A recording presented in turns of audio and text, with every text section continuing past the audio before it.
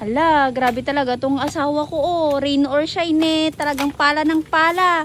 Uy, Mal, porket agriculture graduate ka, eh, sinisipagan mo na. Alam mo kasi, being an professional degree holder agriculture, eh, kailangan nating i-apply sa sarili natin kung ano yung inaral natin. Pero ako, hindi ko kasi na-apply kasi kung saan-saan napadpad yung buhay ko. Napadpad kasi sa labong. Guys, sa totoo lang, graduate po ako ng BS Agriculture. Pero yung ano ko ngayon, yung profession ko ngayon is isang vlogger tsaka negosyante. Na ano na yung pagka-agriculture ko. Halika dito.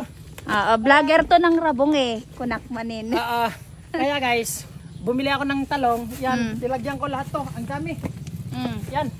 Napakadami ng talong. Yan, mga 37 siguro na puno. Ngayon, tinanim ko na kasi ito ang kagandahan. Kumbaga, berber na. Eh, maulan na. Eh, inaano ko naman yung pagka-agriculture ko kasi marami naman akong tanim. Meron akong tanim na atis, meron akong suha, meron akong guyabano, mandarin, santol, yan. Mga rambutan yan, marami akong rambutan dito. Tsaka mga mangga. Yan. Meron pa ako yung bilog-bilog, anong tawag doon? Yung asim na bilog-bilog na maliliit. Bugnay. Bugnay, meron akong bugnay. Ngayon guys, itong mga talong ko kasi na to, is matanda na. Kumbaga, 6 months na siguro itong mga talong ko na to, yung walang kamatayang talong. Eh ngayon, nagtanim na naman ako ng talong at the same time guys, bumila ko sa Kawayan kanina sa may overpass. Meron ako sili.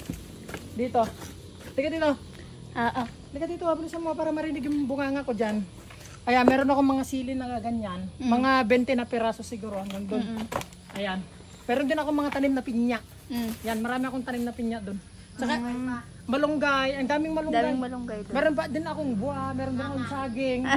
Ayan. Ito naman si Inang, yung mag-harvest. na din ako Ay, kala ko, taga-harvest. Eh, taga-harvest ka lang. Meron kami doon, ang dami. May garden din si Inang. Yung itinanim ni Inang, ako din bumili. Ayan. Tapos hingi pa ako ng abono. May abono. Ayan. So guys, konting trivia lang sa mga professional o kaya ano, mga ganitong mga lupa nyo, di ba? Ngayon, magbubungkal kayo ng ganyan, gaganyan, tapos saka nyo itanim to.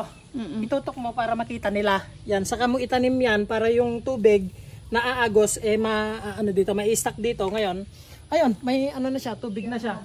Ganon din mabubuhay yan. At Hindi ba tutukain ng manok yan?